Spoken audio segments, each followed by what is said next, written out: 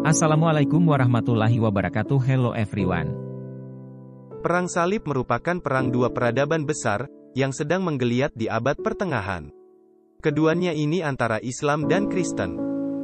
Bertarung saling menghunuskan pedang, darah yang menggenang, buku yang terbakar, moral yang hancur menjadi satu membentuk sejarah manusia. Wahai pasukan salib, kemenangan berada di tanganku atas izin Allah. Kami menawarkan kepada engkau sebuah perjanjian damai, membolehkan engkau beribadah di Al-Quds dengan jaminan keamanan, dan melonggarkan peraturan yang kami buat. Baiklah, kami menerima misi perdamaianmu, namun jangan harap kami tunduk di bawah kakimu begitu saja. Musim semi 1095 Masehi mengawali awal periode Perang Suci atas Kristen dengan Islam. 150.000 orang Eropa berbondong-bondong menuju Konstantinopel atas seruan untuk mengangkat senjata melawan umat Muslim yang semakin memperluas wilayah dan menghancurkan gereja-gereja. Orang-orang Eropa yang terdiri dari para bandit-bandit kriminal disambut oleh Kaisar Alexius. Mereka kemudian menuju ke Palestina, dipimpin oleh Godfrey, Bohemond, dan Raymond dengan mendapatkan kemenangan telak. Di tahun selanjutnya, tahun 1097 sampai tahun 1098, mereka mampu menguasai Nicea dan Edessa. Pasukan salib juga membangun kerajaan Latin I dengan rajanya Baldawin, serta membangun kerajaan Latin II setelah menguasai wilayah Antiochene dengan Raja Bohemond.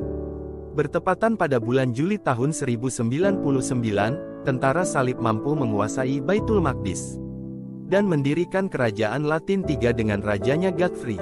Setelah menaklukkan Baitul Maqdis, tentara salib terus melakukan ekspansinya menuju ke kota Tyre, Akka, Tripoli. Dengan ditandainya berdirinya kerajaan Latin IV dengan rajanya Raymond. 20 tahun berlalu atas penaklukan kota Tyre, seorang pejuang Muslim, yakni Imanuddin Zanki berhasil merebut Aleppo, Hamimah, dan Edessa pada tahun 1144 Masehi. Sampai di mana faktor umur sudah tidak memungkinkan untuk melawan tentara salib. Imanuddin Zanki menghembuskan nafas pada tahun 1146 Masehi, dan digantikan putranya yakni Nuruddin Zanki. Nuruddin Zanki berhasil merebut kembali Antiochene dan Edessa di tahun 1151 Masehi. Dari ditaklukannya Edessa ini, umat Kristen kemudian menyuarakan Perang Salib Kedua. Perang Salib II ini dipimpin oleh dua raja sekaligus yakni Raja Lois ke-7 dan Raja Konrad. Dengan awal perebutan di wilayah Syria, namun aksi perebutan tersebut berhasil dihambat oleh Nuruddin Zanki, sehingga pasukan salib mundur dari peperangan. 23 tahun Nuruddin Zanki memimpin pasukan Muslim dalam melawan pasukan salib. Sampai di mana beliau digantikan oleh Salahuddin Al-Ayyubi sekaligus mendirikan dinasti Al-Ayyubiyah di tahun 1175 Masehi. Beliau berhasil menaklukkan Yerusalem selama 88 tahun. Jatuhnya Yerusalem atas pasukan Muslim membuat pasukan salib murka, sehingga mereka membuat strategi bagaimana cara menaklukkan kembali Al-Quds.